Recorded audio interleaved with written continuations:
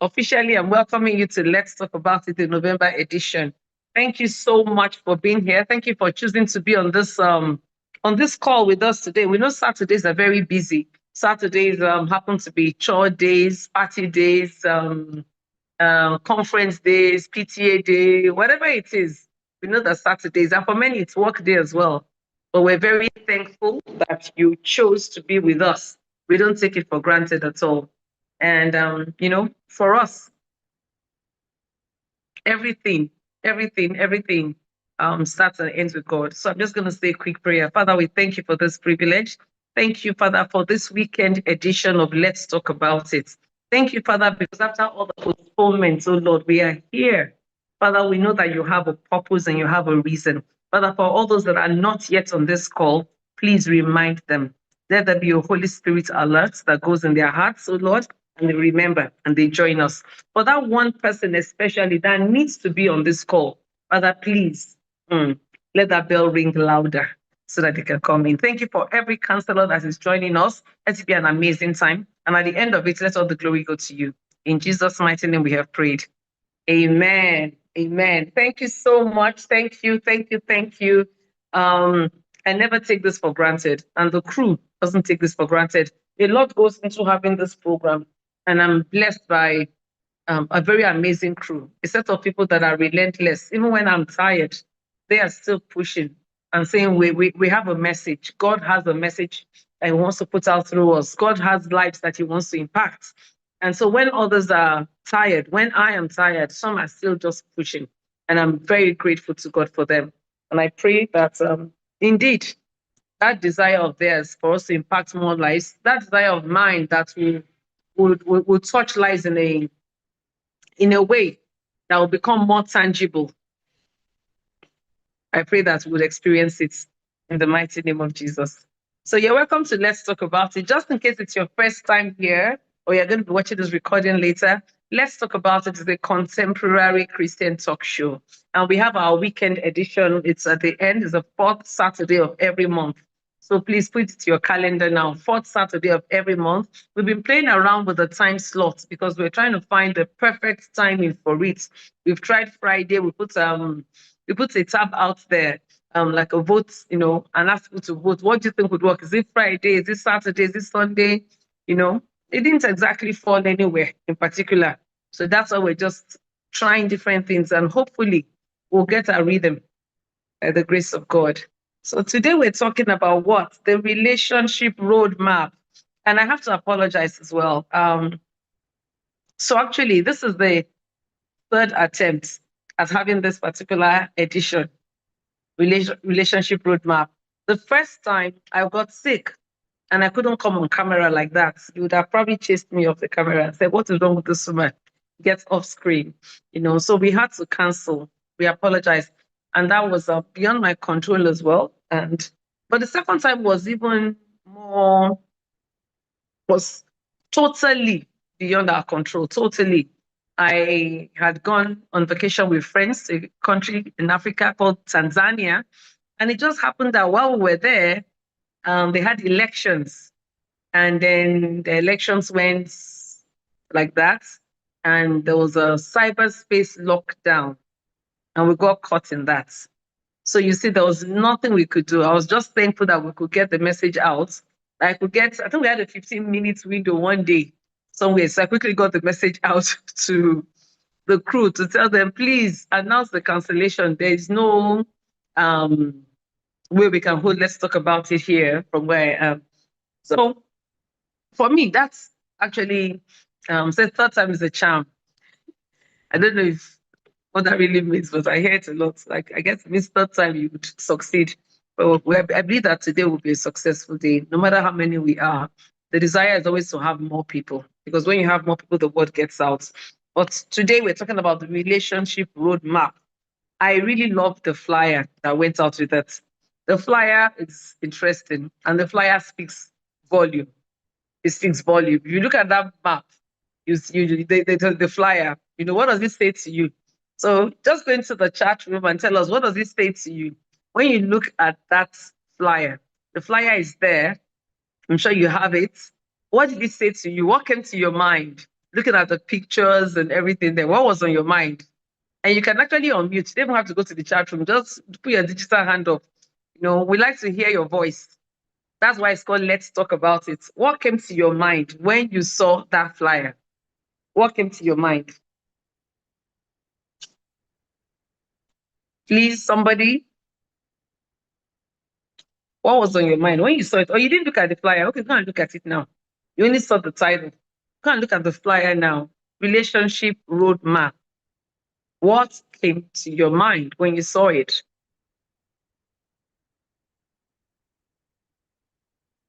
What came to your mind? Okay, she just posted the image there on the group chat. Okay. What came to your mind when you saw that flyer? Oh, I'm trying to read this, but my device is. Okay, maybe I'll just ask. Caroline, did anybody write anything? Is there anything written? Is anybody's digital hand up? The way my device is positioned, I don't want to shake it. Not yet, ma. Not yet. We're waiting now. Let's talk about it. It's not a sermon. It's not a conference. I'm not delivering a seminar talk. It's us talking about it. And it starts with that. It starts with this. This flyer, this pictorial depiction of the topic. What came to your mind? What struck you about it?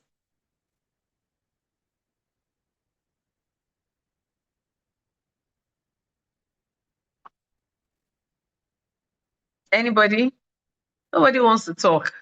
Why now? Let's talk about it. It's about talking now. Okay. Well, thank you. Good evening. Good evening, sir. What came to your mind, sir? Well, what came to my mind is, of course, a picture of two people supposed to be in a relationship, while the other person carry his partner on his bike. The second person allowed his partner to walk with leg, and while he was on the bike.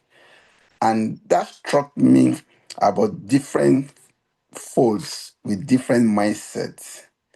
To me, what is essence of you be on the bike and your partner walking with barefooted? It shows a selfish aspect of that one. And the second person, that both of them on the bike, we can even say that they move faster, they're ahead of the other one that is walking barefooted. Perhaps if the two of them are on the back, maybe they are even be on the same level. But when you move, so literal meaning to me is that when both of you are on the same page, you move faster than one person behind and the other one walking, because there's no way you drive with a bike. You always wait for the one that's walking with barefooted following you. That's what came to mind. Just to make a little contribution. Thank you so much, sir. Thank you. I like your analysis. And that's why I asked that question, because I want people to be able to express, what they saw. And you said the guy on the bike and then the girl walking on the side. First that came to your mind was, this is selfish. Why are you on the bike and why is she walking? Okay, I'm going to hold on to that and I'll come back. And then the other couple, both of them are on the bike, they are moving. Okay. All right. Anybody else? Anybody else? I'll just take one more comment and then I'll talk about, what that picture, what came to my mind. Because like I said, there's no wrong answer here. There's no right answer. It's your perception of it. And at times we might want to correct your perception to guide you, or at times we might just say, you know what, your perception is good where it is. Anybody else? What came to your mind? Yes, ma'am. So Auntie Boki said, I see one couple cruising joyfully to the altar. And Prudence said, where are we headed and with whom am I going with? Okay. I like those. Where are we headed and to whom? And with whom am I going with? And he said, Yes. one, and then Sabuki said The that these ones first are one, joyfully, they're joyfully cruising going, to the altar. cruising to the Yeah. altar. All right. Thank you so much for all those that have contributed. Honestly, all three are correct, like that. So that question from, I think, Prudence, or I don't know, I didn't get the name properly. That person that said, where are we going and who am I going with? Very good question. And that is the biggest question today. Who am I going with and where are we going? It is a where are we? And then the other two comments are totally correct too. But let me bring this out. What if, since we are asking that question, where are we? Who am I going with? What if the lady was the one that refused to get on the bike? Did you think about that? What if the lady was the one that refused to get on the bike? Today we're talking about relationship roadmap. And the reason why we're talking about that is because so many people are in relationships, especially those that are not yet married, especially those that are not yet married. And I remember that when we posted this, a friend of mine sent me a message and said, did you send this to me by mistake? I'm married. Oh. And I laughed. I knew she's married, but she had to get it. I said, well, two reasons. Number one, you have those that are not married in your life, don't you? She said, yes.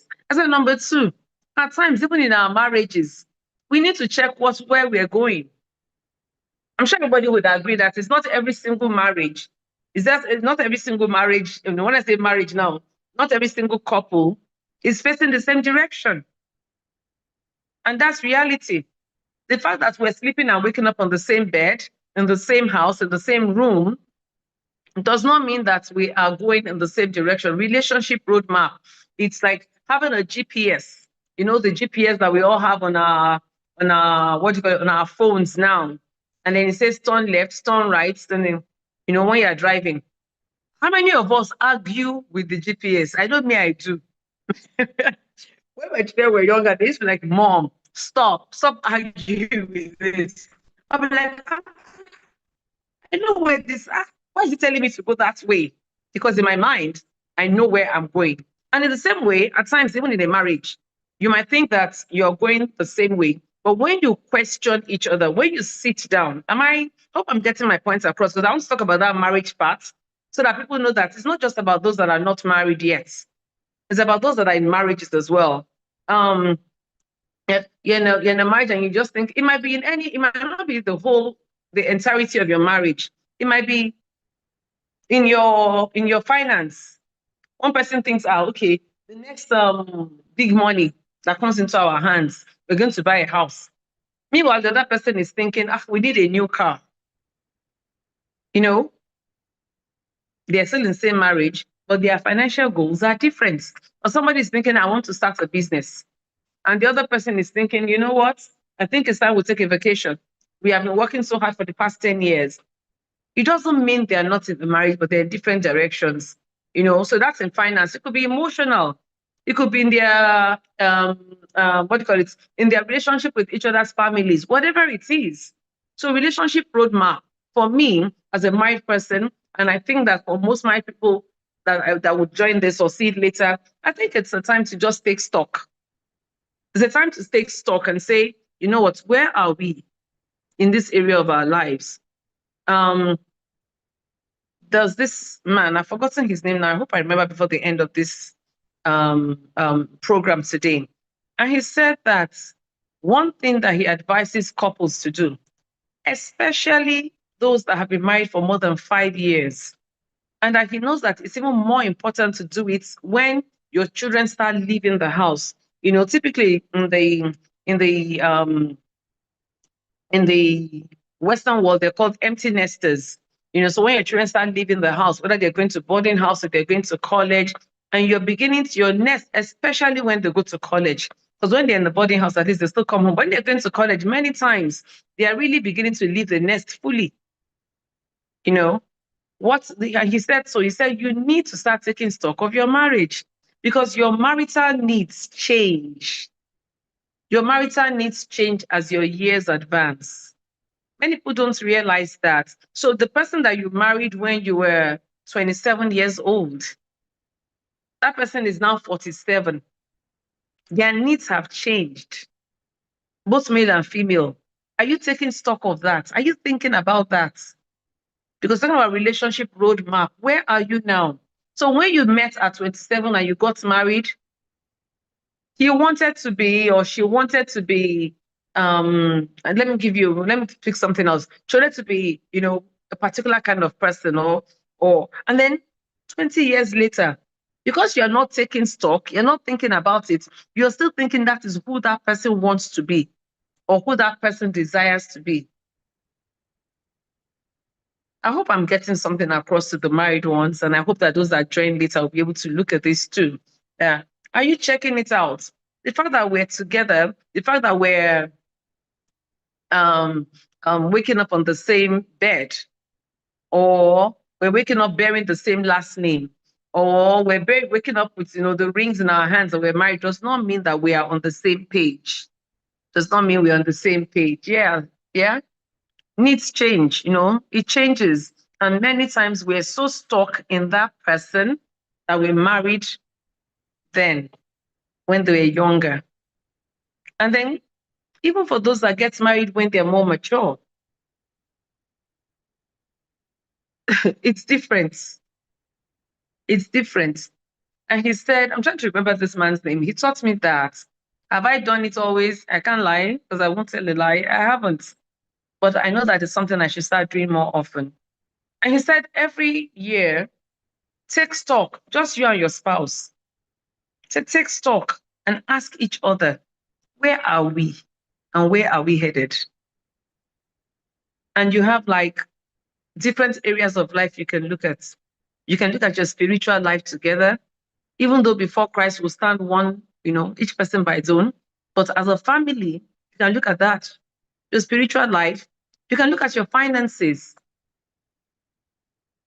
You can look at your physical health. You can look at your mental health. How would I put this? Because life happens, things affect us in different ways. So maybe some things have happened. A loss, it could be loss of anything. When I say loss, it's not just a loss of a loved one. It could be loss of anything that is dear to one. Because many times when we say loss and talk about grieving, we always think about, oh, somebody died. At times somebody might not have died. It could be the loss of income. It could be loss of income. It could be loss of, what do you call it? There's something that comes to my mind now. Loss of their okay, that's the mental state now. Thinking about their mind, like what happened to this person, So whatever it is, take stock spiritually, physically, mentally, emotionally. What about intimacy? Relationship roadmap. Remember, we're talking about those that are married now, because some people kept thinking, relationship roadmap, I'm married. Yeah, married does not mean you're on the same page. Does not mean you're going the same direction. But when you take stock and you sit and talk with each other and speak with each other, God is able to bring people back to their steps, to where he wants them to be. Am I making sense to you this evening? Wherever you are, is it morning on your side? Am I making sense? Please let me hear. I want to know that. Okay, thank you. I want to make sure that I'm not just blabbing to myself, really. Okay, so that's that. We're talking about relationship roadmap. We can come back, please. And anytime when we start taking questions and experiences, please, you can go any which way you want to go. Any which way you want to go. There's no rule to this. This is let's talk about it. The Bible says in the multitude of counselors, there's safety. I'm here to learn from you. I'm here to get from your experiences, and you are going to get from others as well. So please, there's no shame here. There's no shame here. One of the things that I always say is that no matter how many people are present, even if it's 100 or there are 2 of us, when I share something intimate with you, if you mock me, God is watching. God is watching, because he knows. He knows. He knows that, no human being can be by themselves. Each person needs people to talk to one way or the other. So you're my own therapist today. And you're listening to me, at the same time. And I hope I'll be yours too when you start talking. All right. So that's about married people, but more can still be added to that. Okay. What about those that are not married, which is where most people are coming from this? Those that are not married. I'll read a story to you, and it's not a story. If you are familiar with Let's Talk About It, you will know that the stories are usually a um, a web that I have woven together, like a blanket of many people's stories, because the privilege of listening to people has been given to me by God. I've been able to listen. Like God said, okay, just talk to this person. I've had that privilege, and I don't take that privilege for granted. And because it's a privilege, I don't ever want to abuse. I don't put anybody's story here by itself.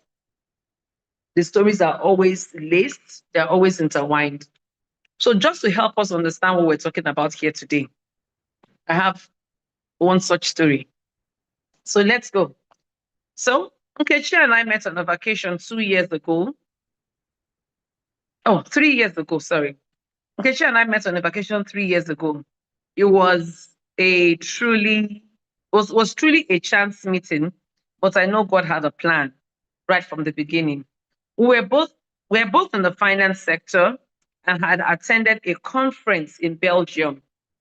Somehow, both of us chose to go to the United Kingdom after the conference, and we did it and we chose to do it by ferry, you know, which is not a regular way of travel for most people. And that was how we met. You know, she struck me out. I just saw this black lady on the ferry. And to me, I was like, this was just like a Niger person like me. Oh. And so I approached her and said, hey, are you Nigerian? And she said, yes. And I'm Nigerian. So, of course, Nigerians outside, we always bond quickly. We forget our tribes and tongues at home. If only we could do that at home. We forget our tribes and tongues abroad. If only we could do that at home, you know. And we started talking. We spent the entire time just gisting. I didn't even realize, because I get seasick at times, but not often. I didn't realize how time flew because I was enjoying her company so much. And so when we got to London, I knew how to take her number so that we'll stay in touch. So I took her number, and then we got to see each other a couple of times while we were in London. And then when we go back to Nigeria, we continued to talk by phone. Our work schedules were tough, but somehow we managed. Within 3 months, I knew that I had to ask her out formally. And somehow I could tell that she was getting to like me too. So I did. And the rest is history, like they say, 3 years. But when I met Nkechi, I was 32 years old. And I told her that I was already coming behind because I really desired to have been married at 30. And so dragging this relationship into 3 years was actually tough on me. I would have married her within the first year of meeting, but she kept saying she wasn't ready. Then I would be like, should we break up? And she would say, no, I like you. I'm not saying we will not get married. Can you still hear me? I can see somebody posting something. Sorry. I'm trying to do the story. Okay. All right.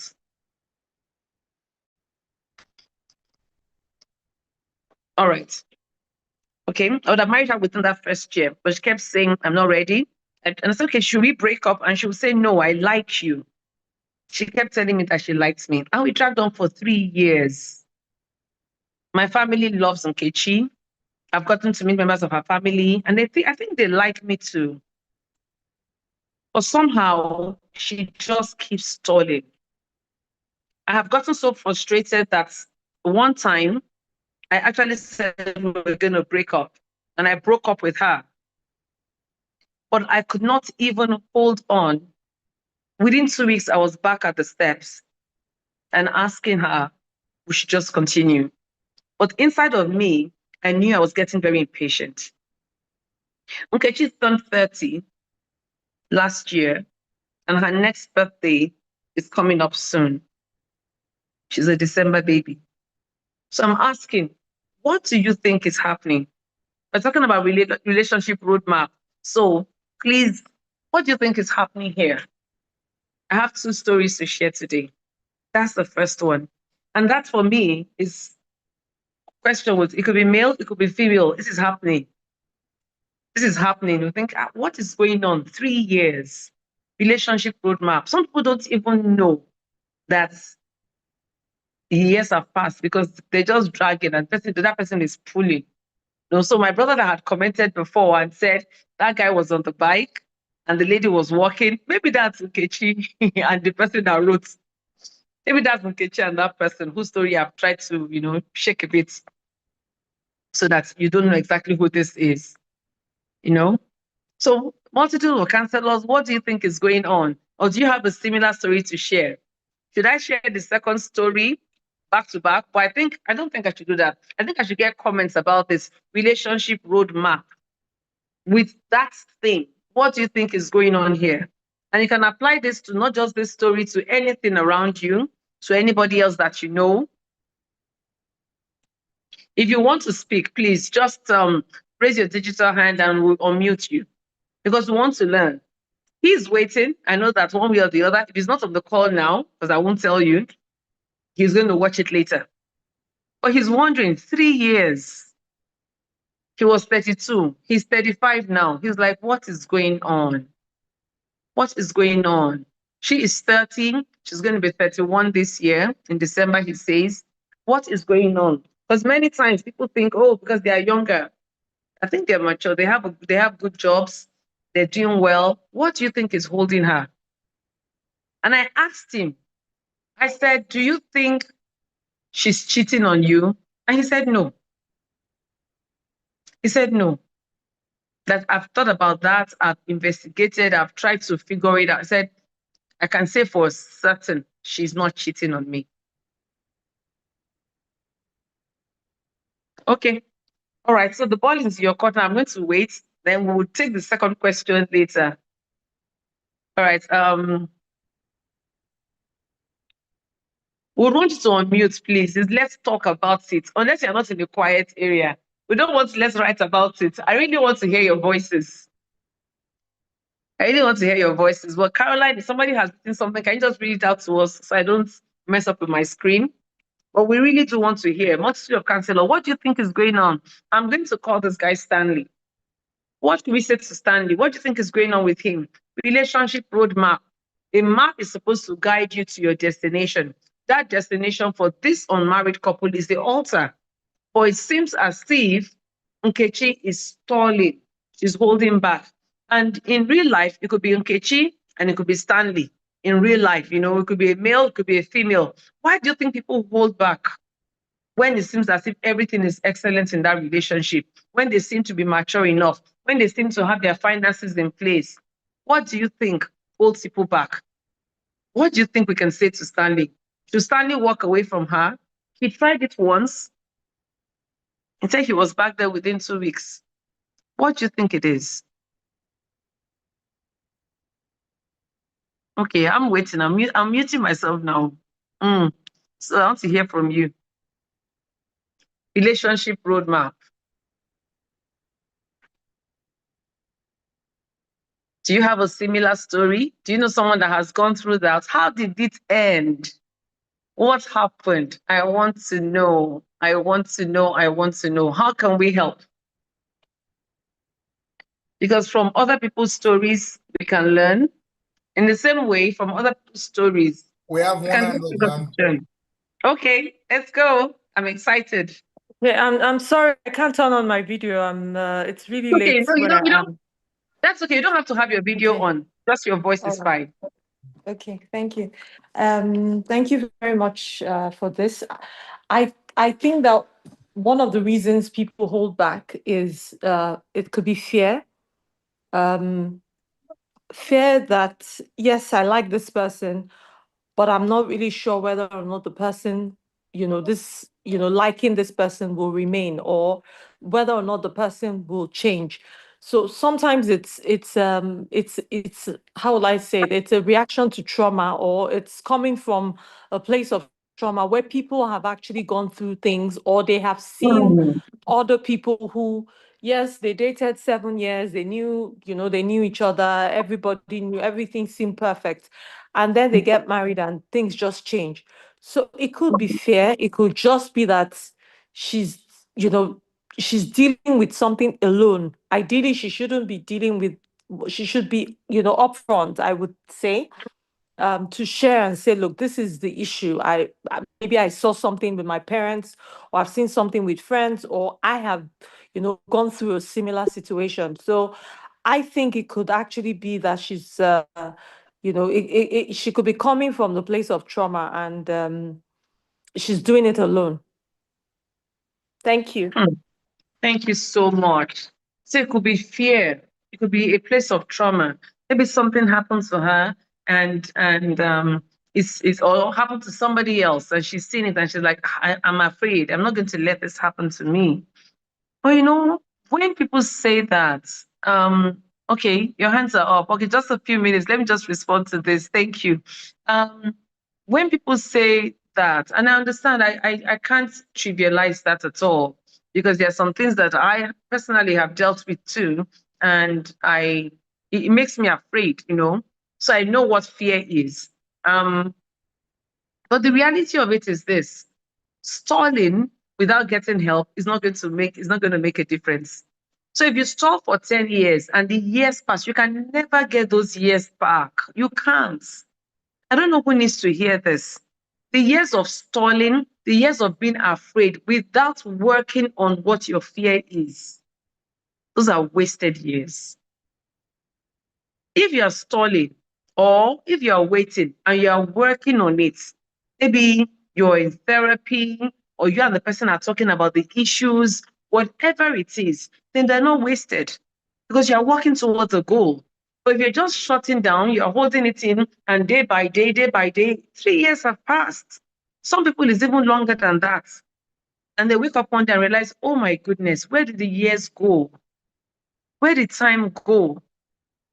So if it's fear, how do you address fear? You address fear by getting help. You address fear by talking to people and say, hey, this is what I'm dealing with.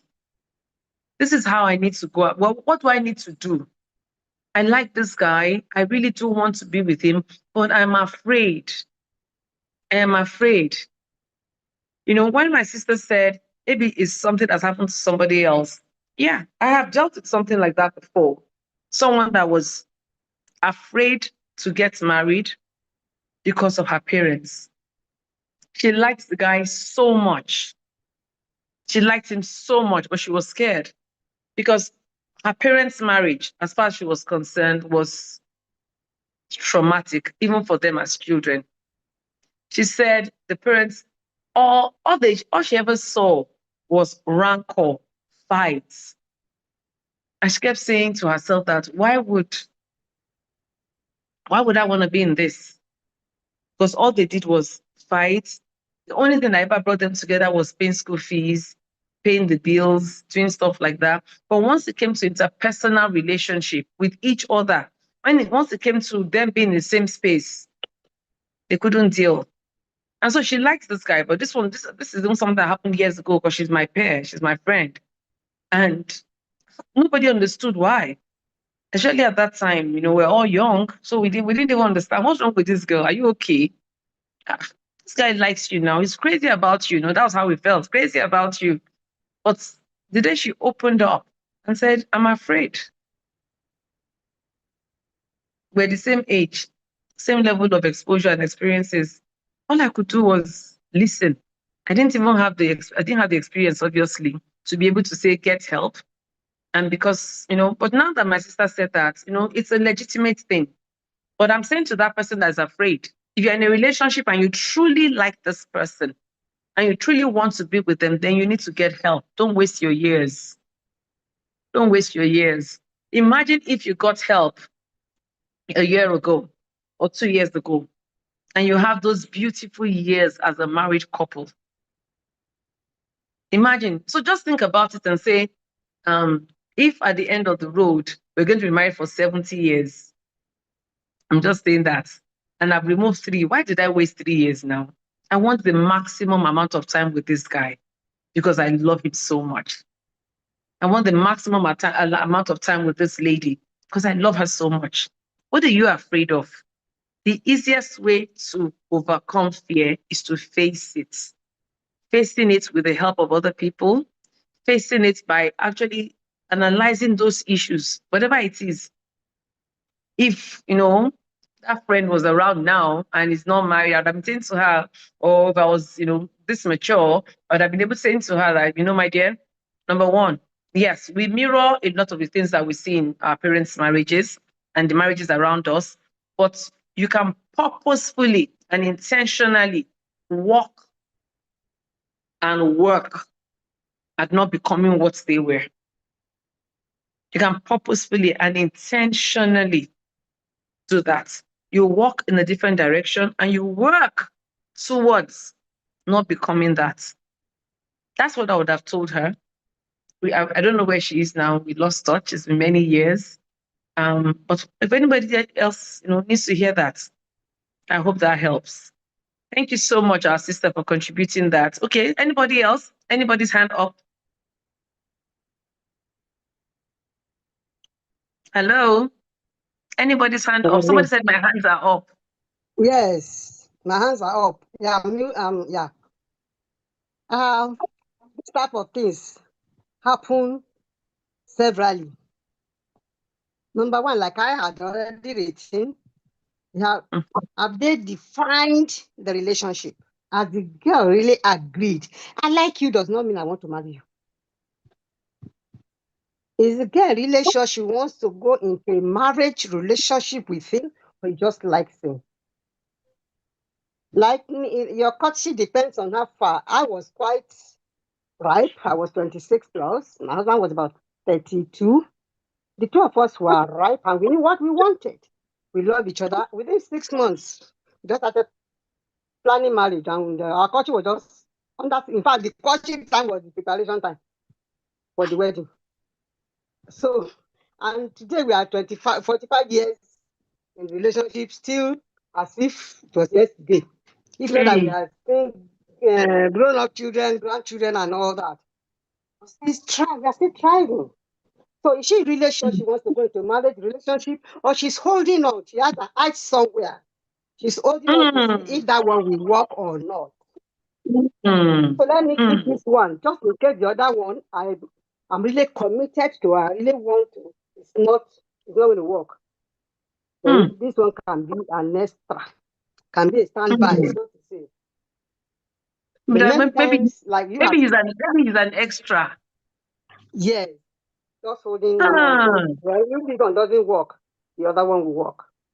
I mean, if the one I'm really looking at does not work, this other one that crossing over me will now come in. Then, like you said, the background. Many people came from a background of violence. Yes. And they need to heal in order to be able to go into another relationship. Like I always say, when my son was 23 years old, he asked me whether my husband and myself usually quarrel or fight. The child we have lived with for 23 years, so I've never had us raise our voices. I said, I tell you that we don't, for whatever reason. When you get married, you may have issues. Let me tell you straight, we do. But our bedroom is our battlefield and is our courtyard. We settle it there.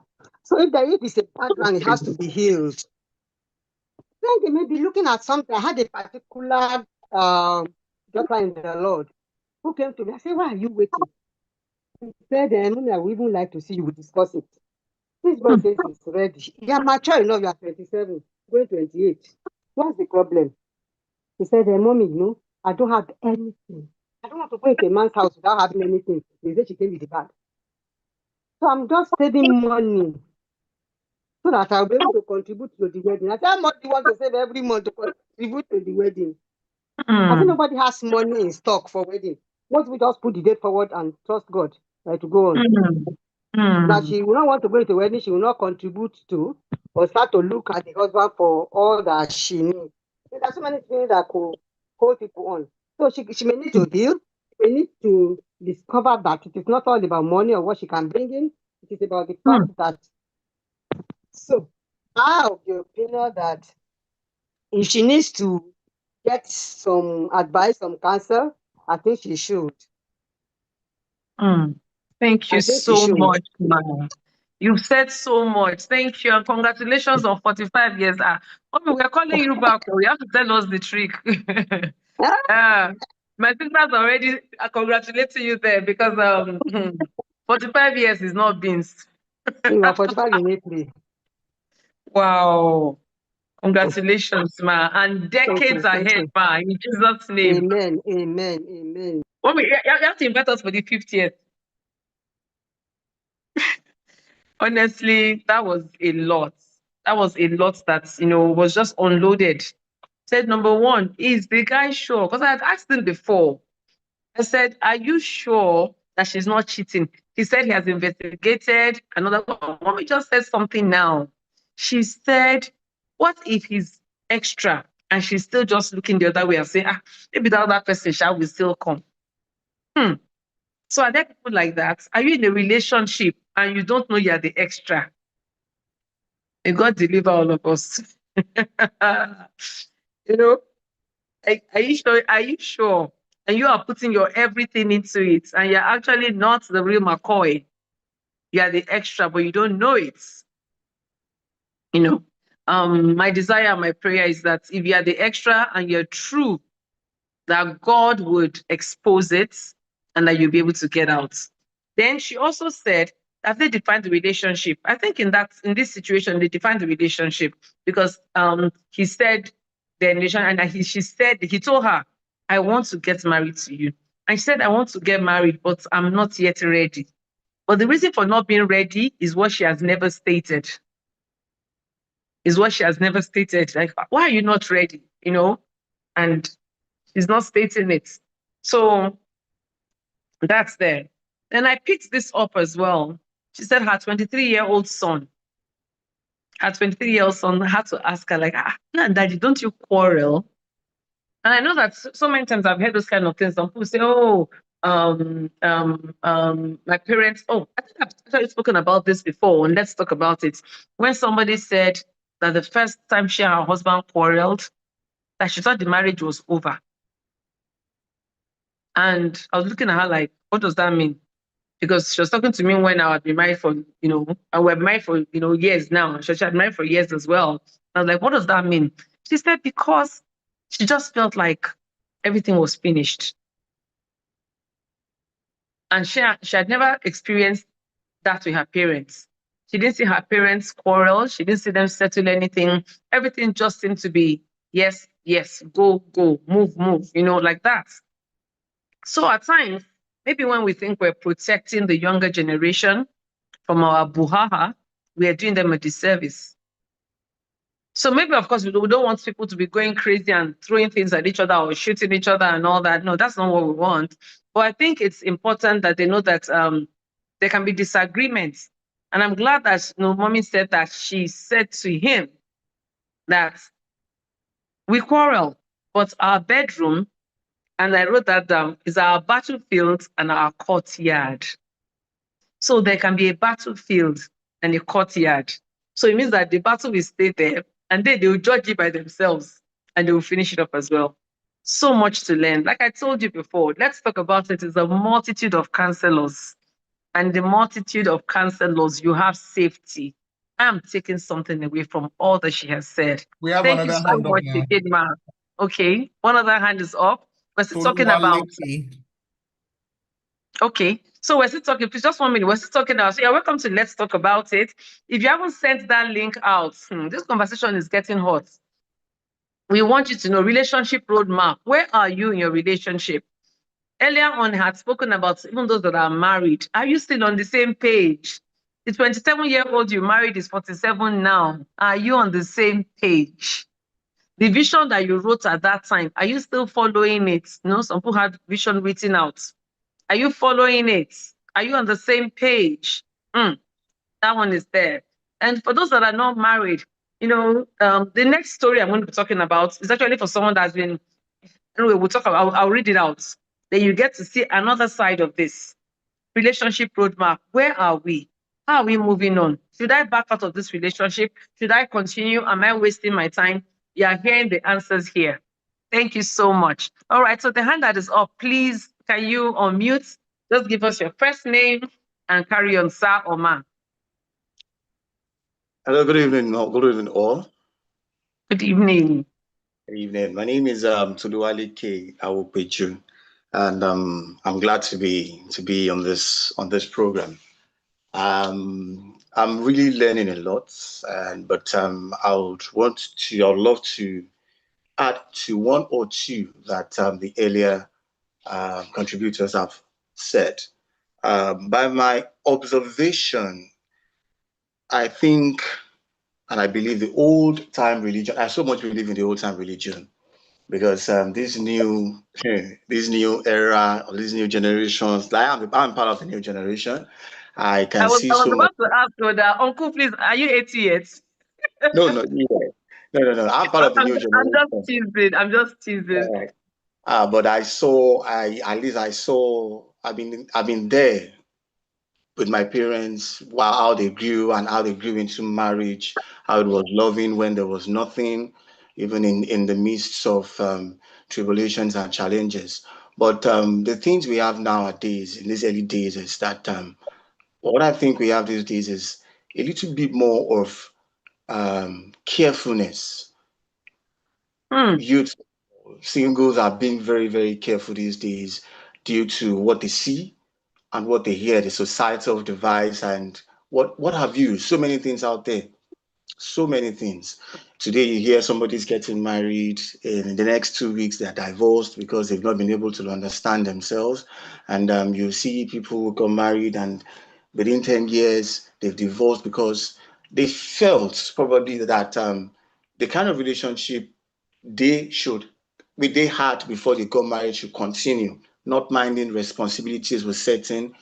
When responsibilities certain, finances will definitely increase, and if not being able to match up with those kind of finances, it will definitely affect your whatever love relationship that they might think they want to continue. So for me, for the lady who is kind of holding back, I would want to see it from the angle where there's kind of so many things she's actually looking for in that guy. Probably she's expecting the guy to push more. Rather than she coming out to confess or put these things out to the guy, she wants the guy to dig more. Sorry, let me ask the question. What do you mean by push more? Push more for what? In what way? To dig more. There are some emotional ladies who prefer not to say anything. Okay, like ask more questions. Yes, she's expecting him to understand, okay, I'm not saying anything, but are you saying anything? Are you asking me, okay, we've been here together for 3 years, which is enough for us to get married. What is holding us? What is holding us? Like our mommy just said earlier, is the lady actually ready? Probably she's actually seeing something in the guy that's pushing her off, and she's kind of holding him because there's someone at the side who is also teasing her. What's her own decision? Does she even have a mind of her own? Or is there anything that is actually not making her wanting to go into the marriage with the guy? If there's anything stopping her or kind of holding her back, she should just tell the man to leave.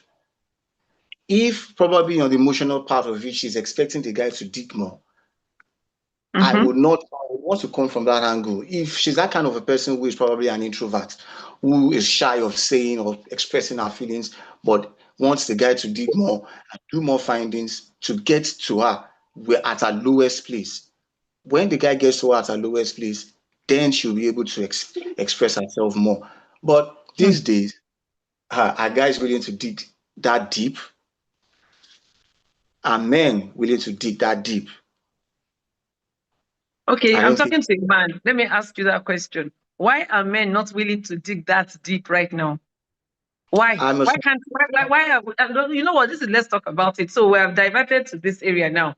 If there's a stall in the relationship, and you're a guy, why can't you ask? Why can't you dig and say, this girl is faithful? Let's imagine that that's what it is. She's faithful. You love her. You love her family. Her family likes. Your family likes her. It seems like everything is okay.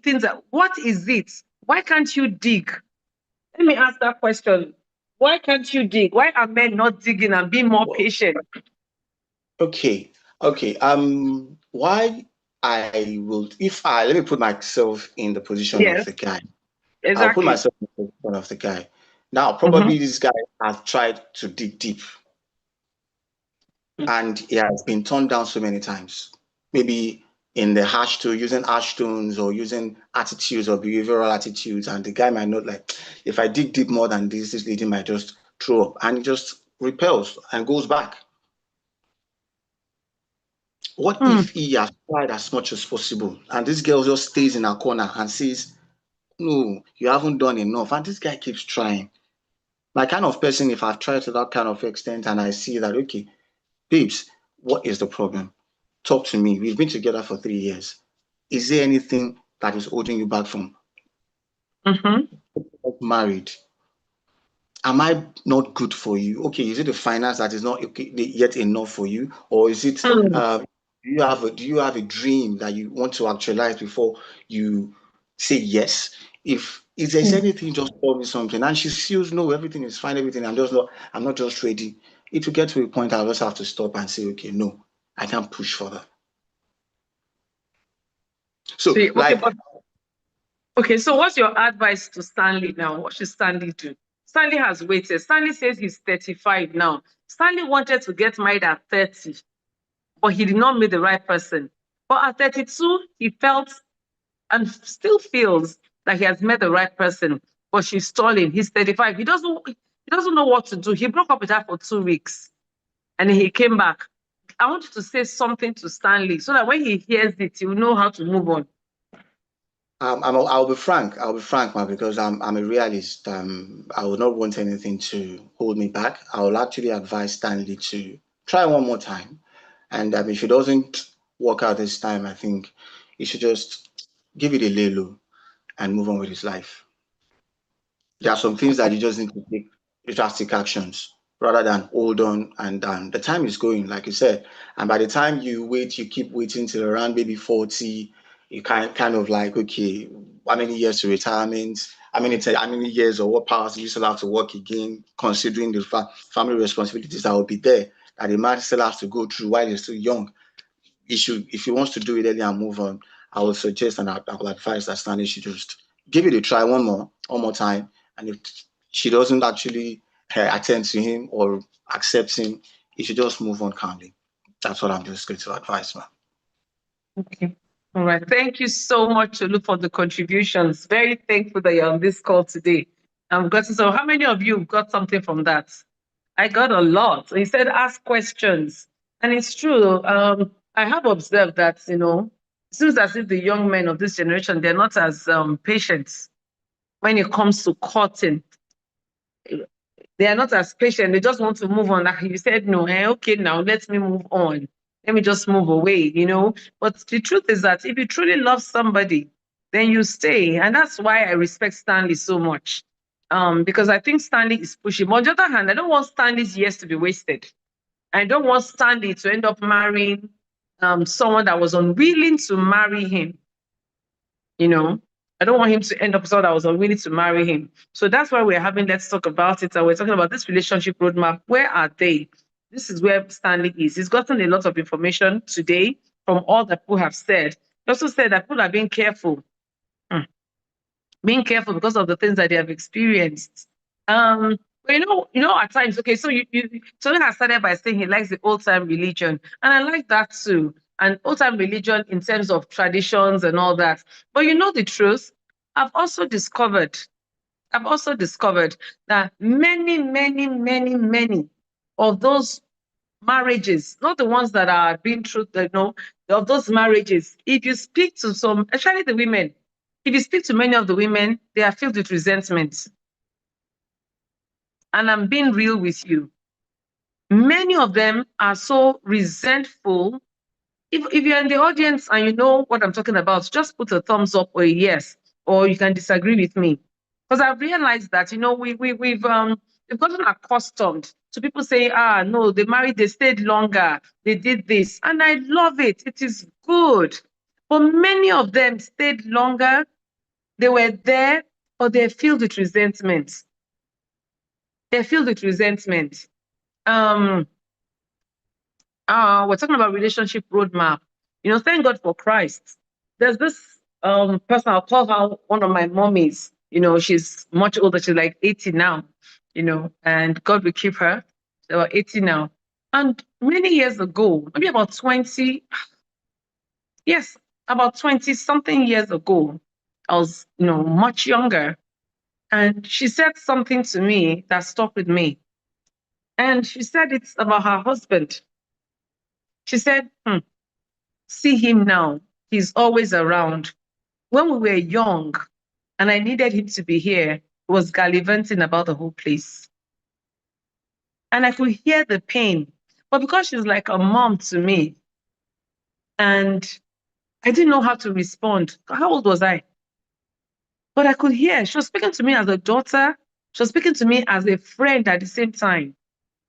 Thank God for Christ that, God helped her to be able to unburden that resentment. As I grew and I started thinking about that, at times, God puts you in a place and in situations, and it's only as in the fullness of certain times that you now say, that is why I was exposed to this. That's why I was exposed to this. God knew Let's Talk About It was coming on, and that I needed different people, ages, and experiences around me. I didn't know how to handle that then, but it taught me something, that it's not just the younger people that are going through stuff. The older people have gone through stuff as well. To God's glory, they were able to resolve their issues because they both came to Christ. And so many things were sorted. But even when you come to Christ, you might have to walk through some things. Coming to Christ, all things are new. It doesn't mean that your pain is just gone. It doesn't mean that your scars are, no, they will be there. But just God helps you to turn those wounds into scars that have healed. And you look at them and say, oh, this is where God healed me. This is how God healed me. So I want us to be very, very, not careful in a bad way, to say, oh, our mothers, our grandmothers, they were this, they were that. Many of them were very unhappy. Many of them were very resentful. All you have to do is to sit with some of them and you'll be like, oh my goodness, I didn't know this was what it was. But on the outside, to say, this is your generation, you're just living marriage anyhow, you're just behaving. It's because this generation has kind of realized that, you know what, how would I put this? I can do better by myself, which is not what God wants. God wants you together to do better. But at times, just like, you know what, I'm not going to keep being the doormat. I'm not going to keep being the doormat. All right, thank you. I hope, I was able to balance out that message so that we all know. And that if we're in a relationship now, we look at it and say, how can I be better? How can I make sure that my spouse is not that resentful person years later out of what I have done? Some people are resentful because they want to live maybe crazy lives, and because of marriage, they can't do that. So they can be resentful. But if it is because of you, doing horrible things, then that's different. I hope I'm balancing this out properly. Thank you so much. Thank you. Any comments in the chat room to be read, Carol? Yes, ma, just one from Olayinka. Okay, please, can you read it out? Olayinka says that she may be waiting for God's confirmation. Okay. And then Mommy that just spoke also said, many would say they are there. I think that's in line with what you're just talking about. Many would say they are there because of their children, or what will people say? Or what will people say? Or what will people say? God will help all of us in the mighty name of Jesus and speak to the homes and families, because God is the author of marriage. God is the author of marriage. There's no better idea. People have tried living in, people have tried all kinds of things, but nothing. God is the original, and nothing can beat an original. So marriage would always be authentic, it would always be the original. And if it is worked the way God has mandated it to be worked, it will work. It will definitely work. Sorry, ma'am. All right. Yes, sir. I've had my hands up since as well. We're sorry about that. Please go ahead. So this is more like a response to my brother who spoke the other time, Mr. Toluwaleke. And I'm not trying to gaslight anything, but let us reverse the case. in this scenario, let's say Stanley is the one stalling. Okay. I'm just saying, let's say Stanley is the one Yes, stalling. yes, I like it. I like the reversal. We have to like balance these things. That you spent 5 years dating does not guarantee long-lasting marriage. Yeah. Mommy who spoke, mommy has said it. They didn't have to spend so much time. Mommy's celebrating 45 years in marriage. So that you spend 3 years waiting or trying to study somebody does not guarantee long-lasting marriage. As a matter of fact, no matter how long you court or date for, it's your first 5 years together. That's when the real learning, and because all this one that we do when we are dating is just like preamble. It's like doing push-up, like you're warming up. The real deal start when you guys now tie the knot. Because of a true, I used to think I'm a very clean person. I mean, I live with my brothers. They tell them, oh, you are dirty, you are this and that. Until I got married, my cleanliness is learning. You know, it got me. I had to like be doubting myself, like, am I a dirty person? No, I tell people they are dirty, but it gets to a point now that I then see that, oh, while I think I'm very clean, my own cleanliness is actually learning in our own cleanliness in terms of, so no matter how long in your wait, I don't think it's fair that she's stalling on Stanley like that. Among a lot of people, one of my uncles is here, Uncle Coyote.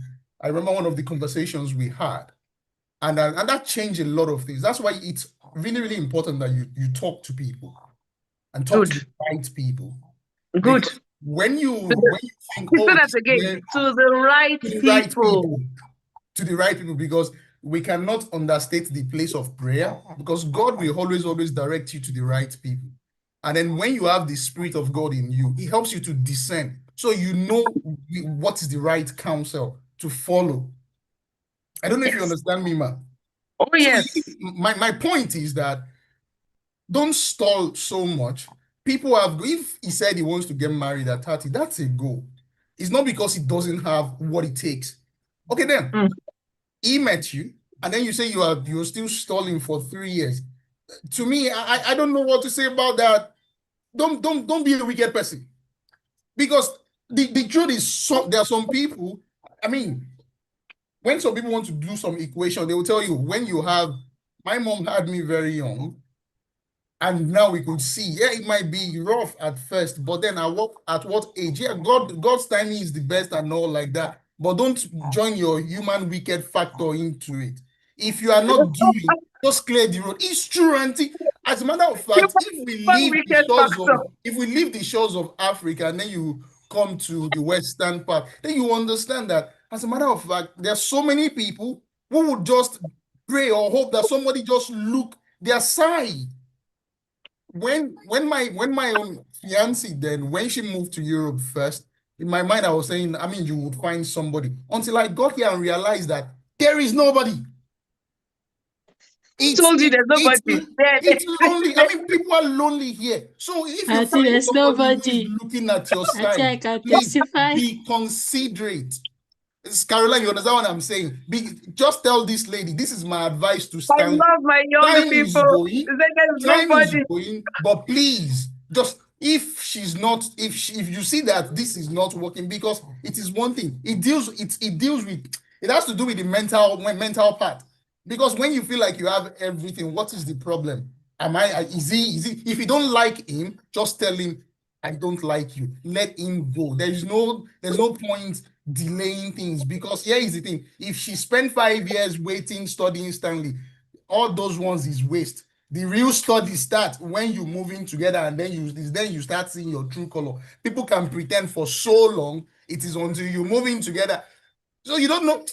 I don't know, but she should know exactly what she's doing, and maybe Stanley should start looking for alternative. That is just my own 2 cents. You cannot stall for so long. And the olden days, what's it called? Times are changing. It's only God that did not change. Times are really, really, really changing. Things are changing, and we need to understand the dynamics of how things are going these days. And I pray the Lord will help us greatly in the mighty Amen. name of Jesus. But that lady Amen. should not be wicked. She should just confess what's the issue so that Oga can move forward. Thank you, ma. Thank you so much. Thank you so much for sharing of yourself too. I like the fact that you said you thought you were clean, but you have to realize that your cleaning was learning for somebody else's cleaning. There are levels of cleaning, and you know what? That's humility. And that's part of what we have to look at in marriage and in relationship. Are you humble enough to admit to your flaws and say, you know what, I thought I was this, I thought I was good at this, but and you'll get better by admitting it. So that's by the side. But I can't help but talk about relationship and throwing something like that. So that was very fun. I was really laughing and enjoying myself here, which is typical for me for Let's Talk About It. I get to laugh a lot, and I thank God for that. But he said something, please don't waste his time. Okay, but let me say this. Okay, so for instance, now I'm going personal, I'm talking about myself. So when I met the person I'm married to, I did not see him as somebody I wanted to marry. I did not see him as somebody I wanted to marry. And he was always there waiting. So I just wanted him to be my friend.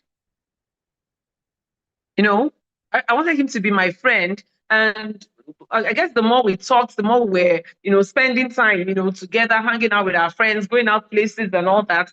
I started to see, maybe, oh yeah, okay, maybe this is the potential. But it didn't start off with me thinking I was going to marry him at all. And like I said, I'm being open. I did not think so. I did not even think that even a year after I met him.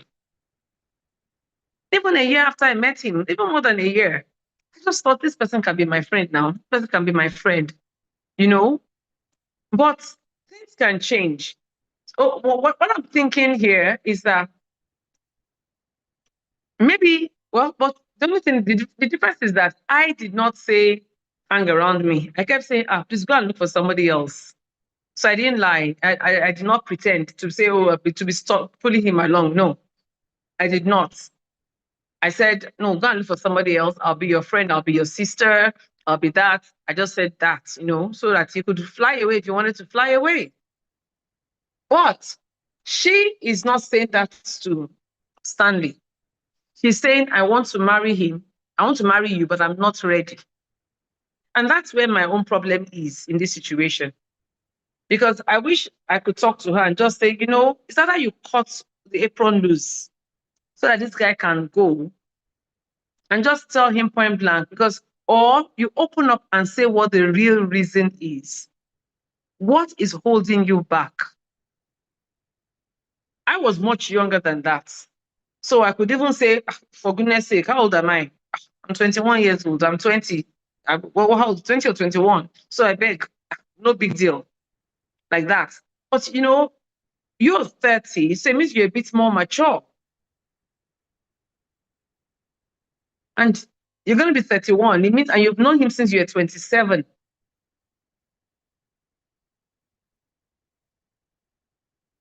Cut him loose or tell him the truth. It's not fair to string anybody on for 3 years, male or female. It's not a fun thing at all. And that takes me to my next story. But because our time is running, because I'm just going to go through the story very quickly so that you will know. And this one is from a lady. She said, I've been seeing this guy for about a year. We talk several times on the phone daily. And when we work from home, we practically just go to each other's houses to work, even though we work for different companies. We're always spending time together. And I was shocked when last week, this is not nice. This one is written. This is not nice. I was shocked when last week he introduced me to somebody and said that was his fiancée. I almost passed out. Because for 1 year, I drive him to work, or he drives me to work. We take turns doing that. We live in the same area, and we both work, in the same area. When we're not working in the office. We are in each other's. I never heard him mention anybody's name. He never spoke about any girl.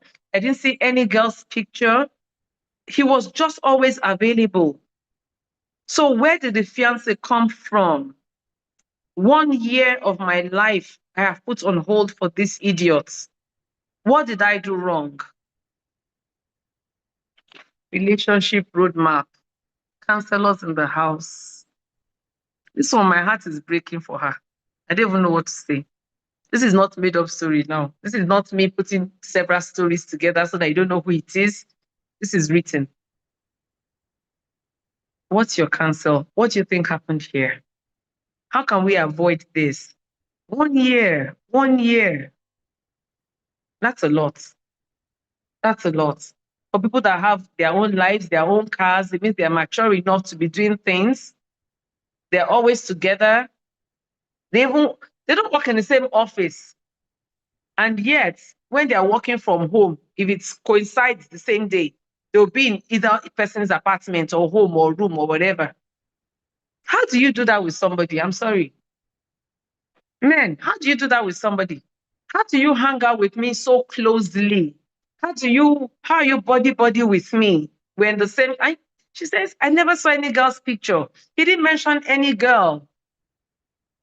He didn't say anything. And then suddenly last week, he introduced me to a girl as his fiance. How does that happen? We have Let's one hand up, man. We have Uncle okay. Kayode. Yes, can we read comments, please? Comments, and then we'll now start it. Yes, can we read the comments that have come up, please? So we're still talking about relationship roadmap. Where are we heading? How do you know where you're going?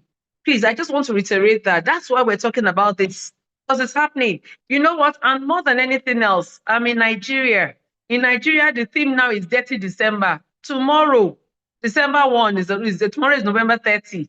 December 1 is knocking on the door. The Dirty December thing. Everybody starts coming back home from the abroad. Things start happening. How can we prevent this? How do you not become another number on somebody's belt notch? How do you not become, someone that is just trending on their phone for where they're here? I know this is hard for me to read. I feel sorry for this young lady, and it's a lot.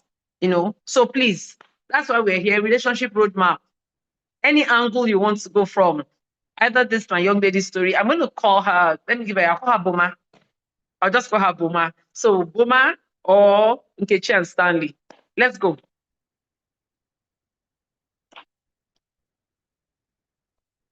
All right, please go ahead. Can you read the comments first, and then whoever has a hand up can speak, please. Thank you. We only have about 20 minutes more, so please I've gained so much from this already, and I'm excited. But let's finish on a strong note. Thank you.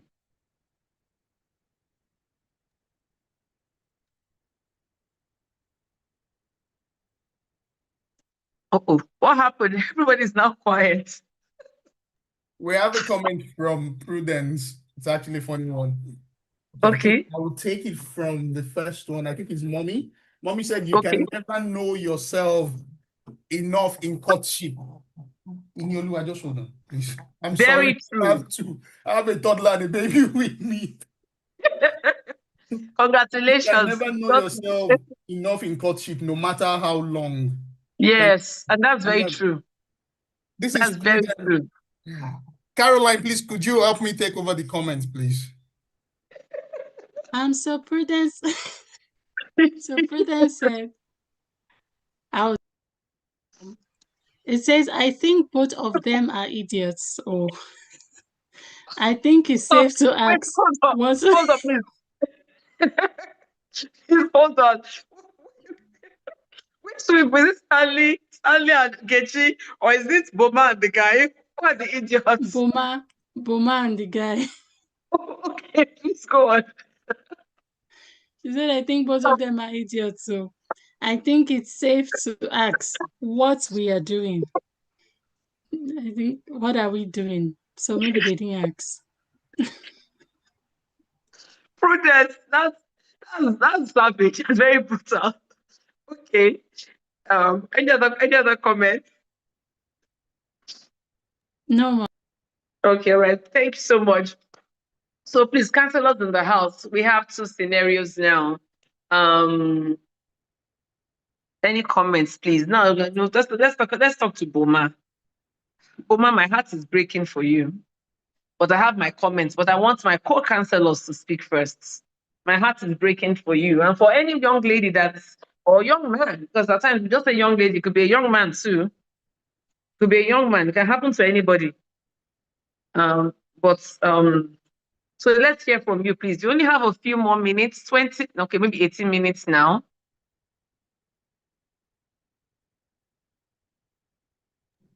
Okay, Tolua. Okay, we have Uncle Kayode hand again. Uncle Kayode, you are muted. All right. Okay, thank you for meeting me. For me, on the Stanley and the guy, I Stanley think, and Nkechi. and Nkechi, Okay. I think for me, at the age of 30, a lady cannot make up her mind after 3 years in relationship. The guy should just find his roots.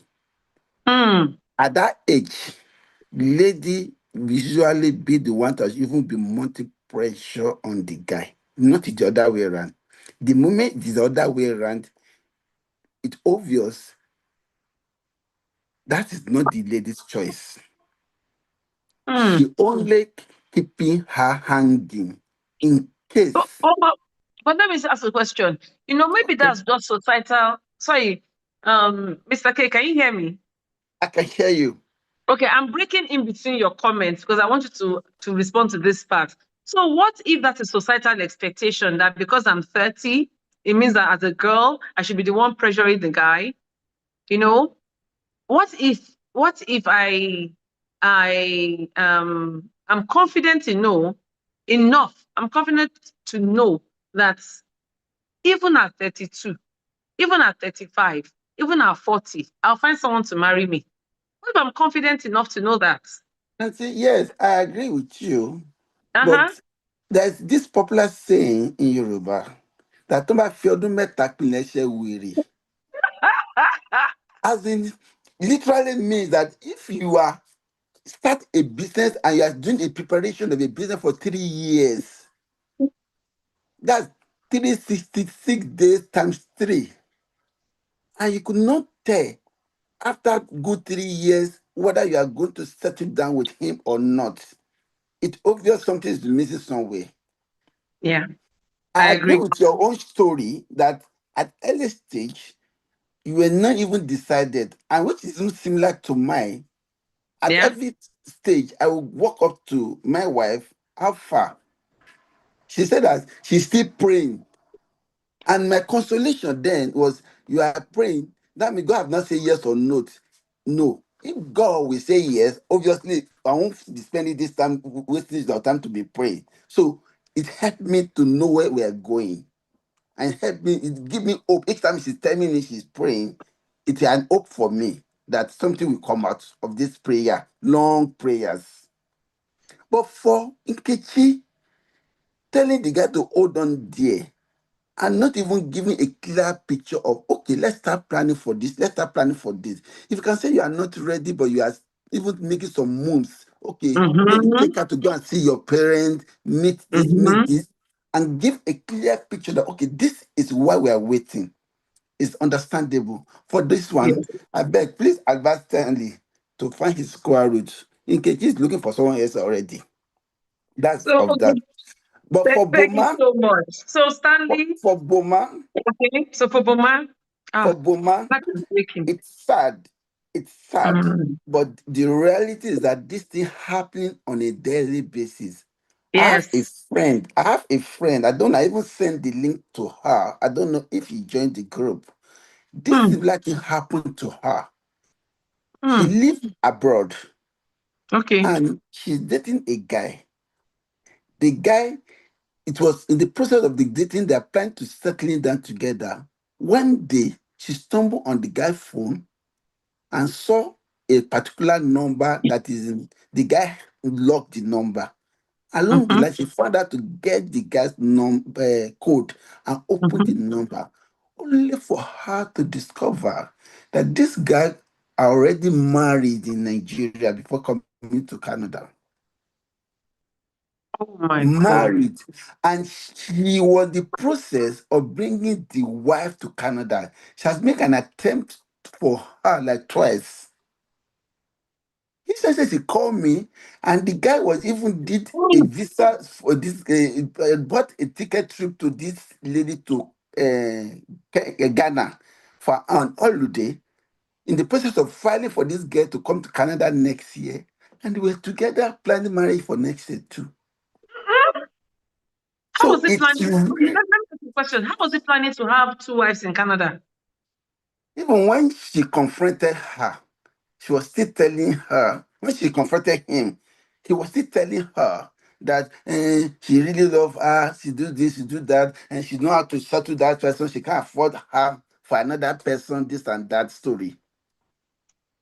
True life story. I'm not sure if she's in the group, because I even sent the link to her to join the group. So it's sad, and it happened in both sides. Yes. This Boma is a lady, my friend, a guy introducing the same thing with my guy. So I will advise Boma to take heart and walk away. God will provide for her. But for 1 year together, it's because maybe she's not even sensitive enough. And that's why that let's make this thing. Sometimes we need to break protocol when we're in friendship with, if we call someone your friend, you need to break protocols. What do you mean? Please explain that. Break protocol, how, sir? Yes. Once in a while, if I'm your friend, I should be able to stumble on your phone and even check something through your phone. And when you're checking, don't just check pictures. Go to call log. Check if there's some phone, if there's some number that is locked on that phone. Sometimes break those protocols and laugh at it. And that's what happened to my friend to discover this. Perhaps if Boma have break some protocol in the past, she won't have found herself in this shoe. That's my contribution. I feel so bad for her. Because 1 year. But I have my other questions. Thank you so much. Thank you so much, Mr. K. Thank you for these contributions. Definitely. I agree with you concerning Stanley. And that's what I'm saying to him now. Like, after 3 years, if she hasn't come up with a cogent reason and she hasn't told you for real, she's just stalling and stalling, Stanley, you need to take the heartbreak, eat the breakfast, and move on. That's the truth. Just eat the breakfast and move on. There's nothing. Otherwise, you might be on it for 5 years. And then one day she's going to wake up and say, I'm sorry, but we cannot be together. I'm getting married next week. And then you'll be surprised.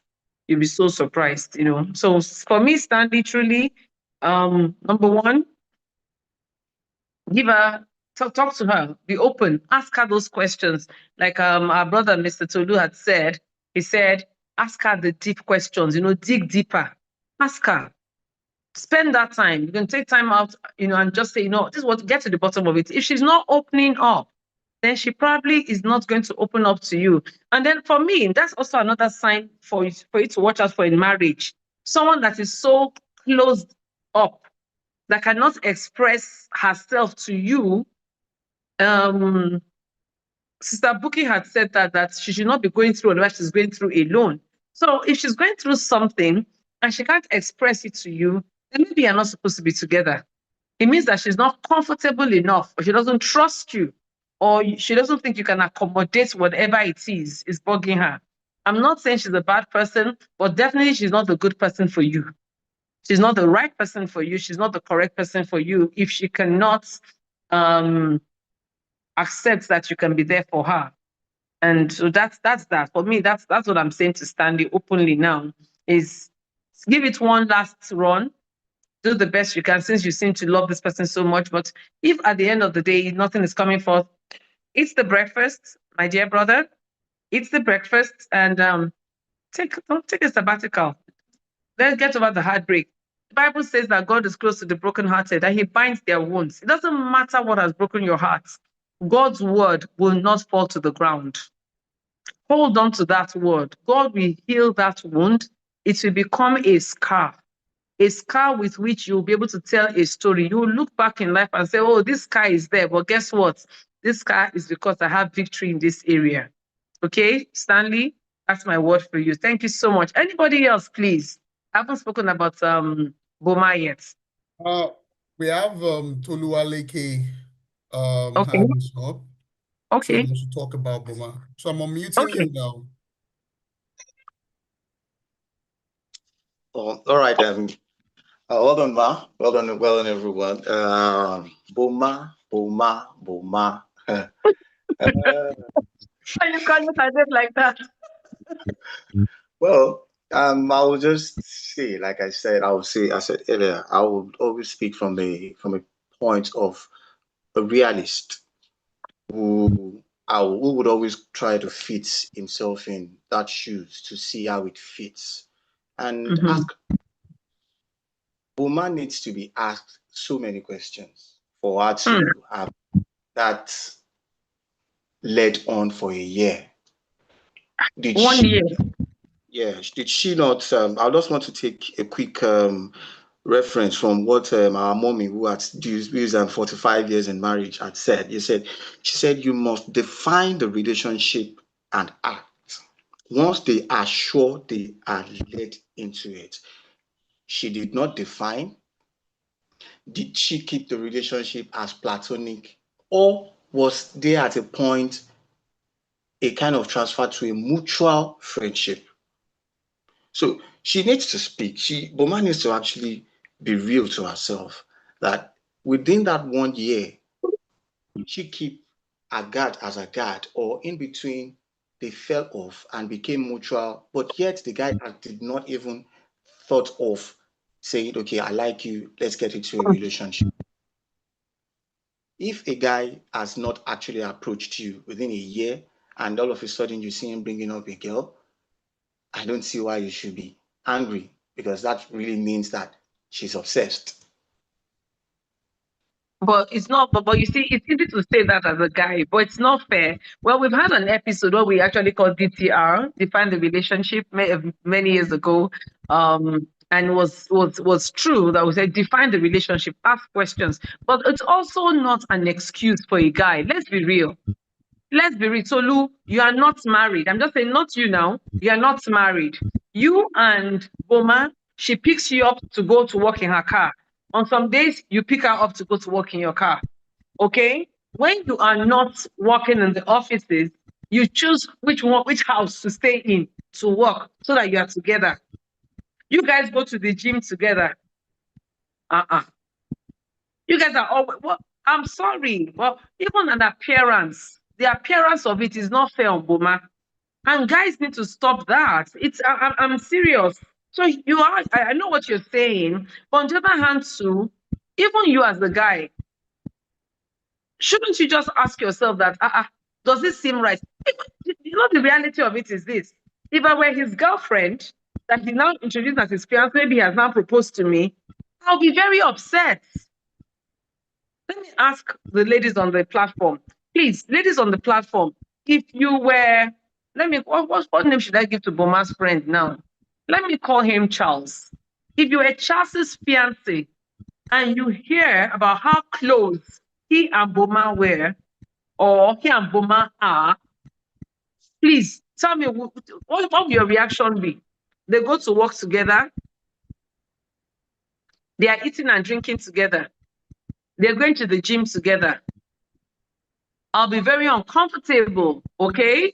Who else? I want to hear from the ladies. And I'm saying this so that men understand what this is. You cannot be dangerously close to another woman and expect that your wife, your fiancé, your girlfriend is at peace with it. Suspicious list. Okay. All right, go on. Anybody else, please? I want to hear from the women on the platform. How would you feel? And I'm stopping to you. Sorry, Ma. While we are waiting, because I'm checking, any female has not raised up their hands yet. but this is just my own 2 cents for Boma. Okay, no. But Tolu hasn't finished. Tolu, are you done? Sorry. Yes, I am. Yes, I am, please. Oh, okay. All right, So, but Tolu, this is for you to take to all the guys, because honestly, my blood is boiling here. You know, I'll do my things. So, in as much as this is really, really not fair for Boma, but I like the fact that you mentioned that we've always said these things. Define the relationship.